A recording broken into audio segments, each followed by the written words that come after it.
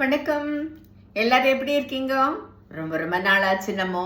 ஏன்னா பானுதாசர் நடக்கணும் இல்லையா? இருந்து பண்டரிபுரத்துலேருந்து ஹம்பி, கர்நாடகாவில் இருக்க ஹம்பி, கிட்டத்தட்ட 400 கிலோமீட்டர் கிட்டத்தட்ட. அதனால அவ்வளோ தூரம் அவர் நம்ம நடக்க விட்டோம் இல்லையா?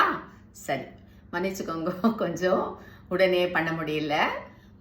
நம்ம இப்போ பாண்டுரங்கனுடைய 30வது பாகத்தையும் பானுதாசருடைய கடைசி பாகம் 3வது பாகத்தையும் பார்க்க போகிறோம். இது என்னடா இது அதிசயமா இருக்கு. எதுக்காக இந்த பண்டரிபுர மக்கள் அப்படியே அப்படி கதி கலங்கி தங்களுடைய எல்லாத்தையுமே இழந்த மாதிரி சோகத்துல இருக்கணும்? காரணமே இல்லை. ஏன்னா ராமாயணத்துல நமக்கு தெரியும் 2 அவதாரங்கள் ஒன்றாவே சேர்ந்தார்கள். யார் யாரு? பரசுராமரும் ராமரும் 2 பேரும் 10 அவதாரங்களிலும் 2 பேரு. 2 அவதாரமும் ஒரே நேரத்திலேயே அங்க இருந்தாலே.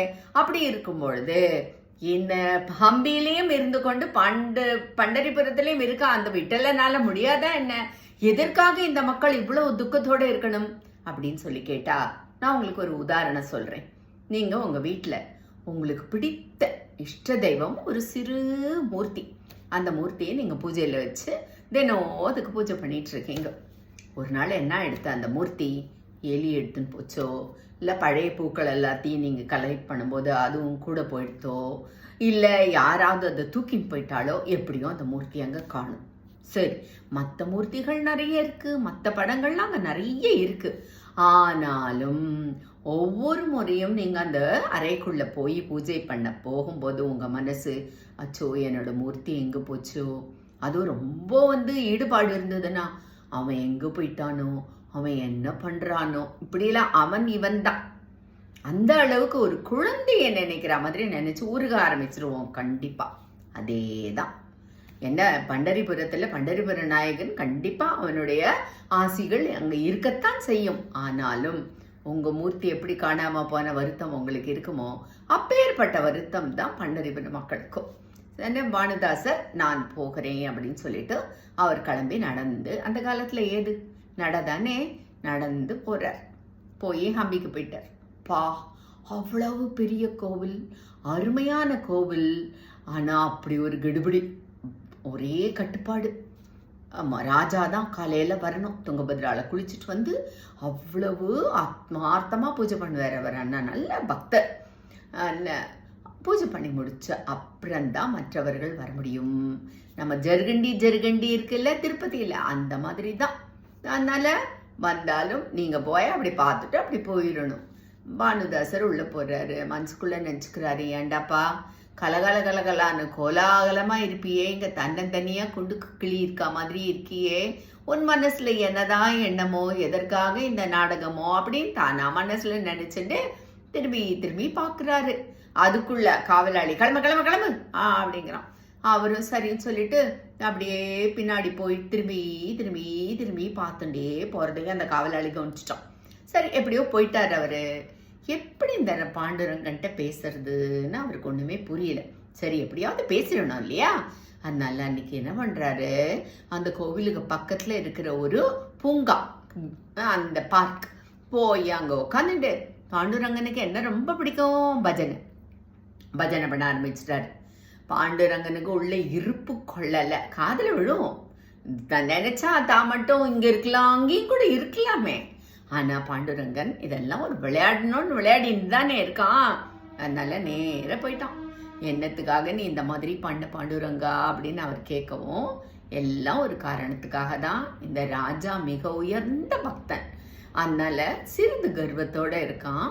அதை சரி பண்ணணும், அதற்காக தான் வந்தேன்.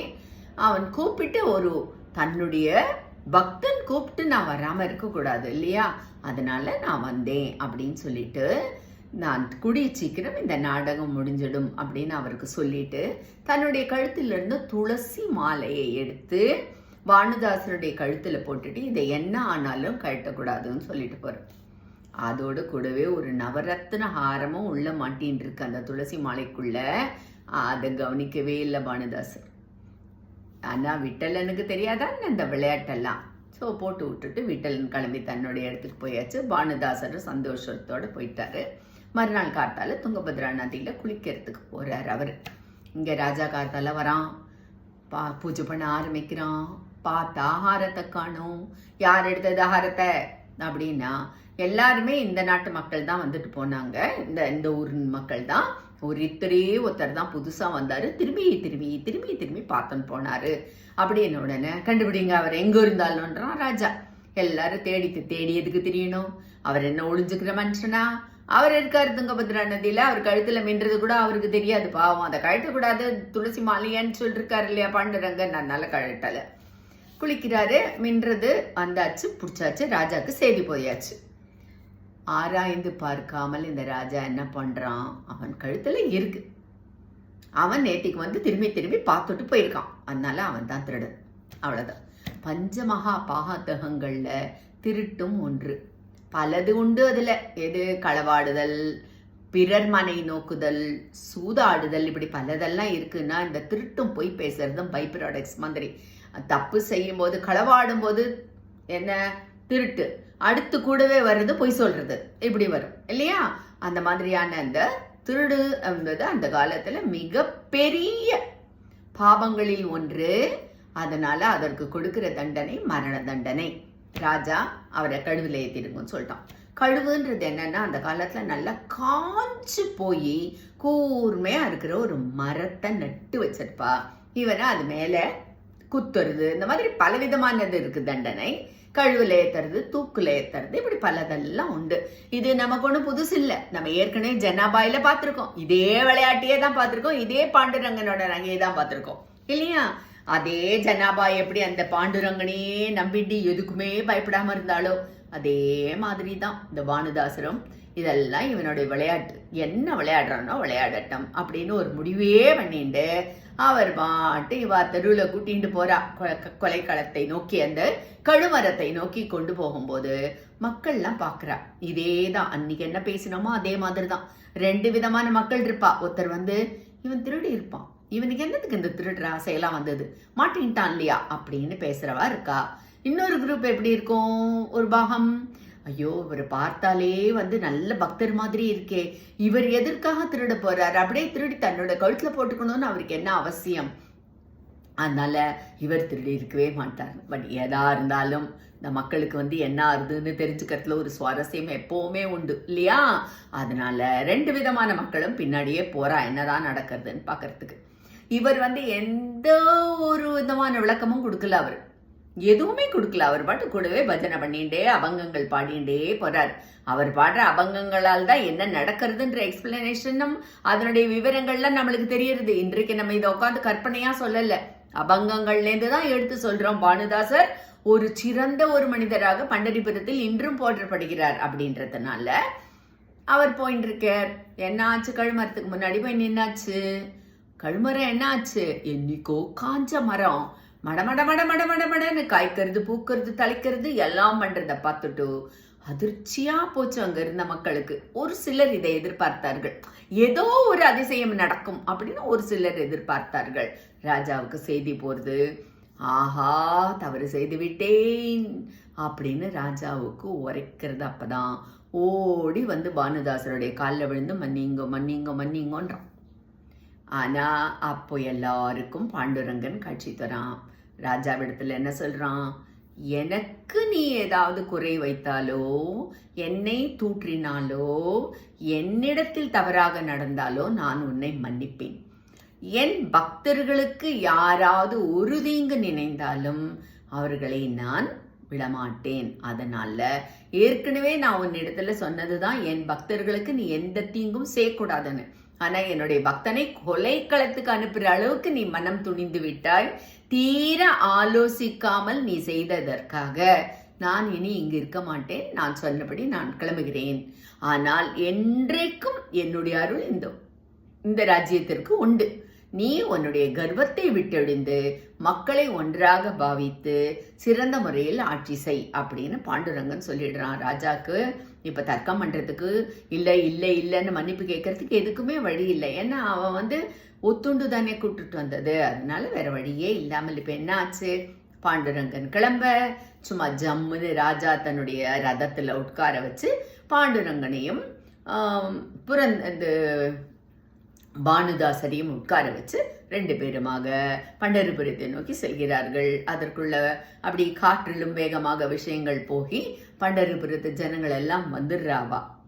வந்து மிக கோலாகலமாக மறுபடியும் பண்டரிபுரநாதனை அழைத்து சென்று உள்ளே அவருடைய யதாஸ்தானம்னா அவருடைய உண்மையான இடம், அந்த ஸ்தானத்தில் அமர வைத்து கோலாகலமாக பூஜை செய்கிறார்கள்.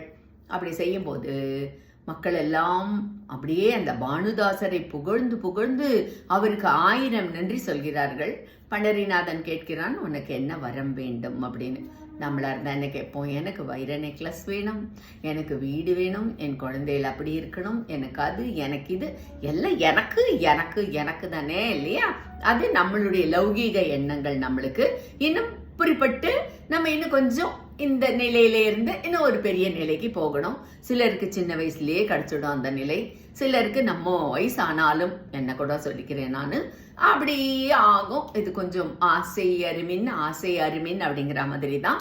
அதனால ஆனா பானுதாசன் என்ன கேட்டிருப்பாரு, எந்த குடியில் நான் பிறந்தாலும், எந்த குலத்தில் நான் பிறந்தாலும், எங்கு பிறந்தாலும் எப்பொழுதும் உன் பக்தனாகவே நான் வாழ வேண்டும். இதுதான் அவ எல்லாருமே அதை தான் கேட்பார்கள், வேற எதுவுமே கேட்க மாட்டார்கள். உன்னை விட்டு பிரியக்கூடாது, உன் நினைவு எங்கள் இதயத்தில் எப்பொழுதுமே இருக்க வேண்டும். இதுதான் அவர்களுடைய சாதாரணமான வேண்டுதலாகவே இருக்கும். அப்பொழுது பாண்டுரங்கன் சொல்றார், அப்படியே ஆகட்டும், உன்னுடைய குலத்தில் உன்னையும் சேர்த்து 3 மகான்கள் வருவார்கள். அதுல அடுத்து வர மகான் ரொம்பவும் இவருடைய கொள்ளுப்பேரன் ஏக்நாத் மகாராஜ். மிகப்பெரிய ஒரு கதை அதில் இருக்கிறது அவரை பற்றியது. ஒரு சின்னதாக ஞானேஸ்வர் பத்தி சொல்லும்போது ஏக்நாத் மகாராஜன்னு நான் குறிப்பிட்டிருக்கேன். அதனால அந்த ஏக்நாத் மகாராஜும் உன்னுடைய குலத்திலேயே அவதரிப்பார், இன்னொரு மகானும் பிறப்பார். நான் பிறகு எல்லாத்தையும் சொல்லுவேன் வரிசையா வரும்போது அப்படின்னு அவருக்கு ஆசீர்வாதம் செய்கிறார். இதுல இருந்து என்ன தெரிகிறது என்றால் 2 விஷயங்கள். பாண்டுரங்கன் பக்தர்கள் கூப்பிட்டா ஓடிய போயிடுவான், அது ஒரு விஷயம். இன்னொன்று, தன்னுடைய பக்தர்களுக்கு யாராவது துன்பம் கொடுத்தால் பாண்டுரங்கன் கண்டிப்பாக வந்து ஓடோடி வந்து ரட்சிப்பான். அதனால நம்ம பக்தர்களாக மாறினோமே, ஆனால் உண்மையான பக்தி நம் மனதில் இருந்ததே என்னால் என்னாலும் அந்த இறைவன் நம்மை கைவிட மாட்டான். கஷ்டம் வரா போல வரும், ஏன்னா கணக்கு தீர்த்துண்டு வரணும் கர்ம பலன்களை எல்லாம். அதற்கு பிறகு என்னாலும் அந்த ஆண்டவனிடத்தில் நாம் போய் சேர முடியும். இதோடு இதை நிறுத்திக் கொள்வோம். அடுத்த வாரம் வேறொன்றை பார்ப்போம். ஹரி விட்டலா, ஜெய் விட்டலா.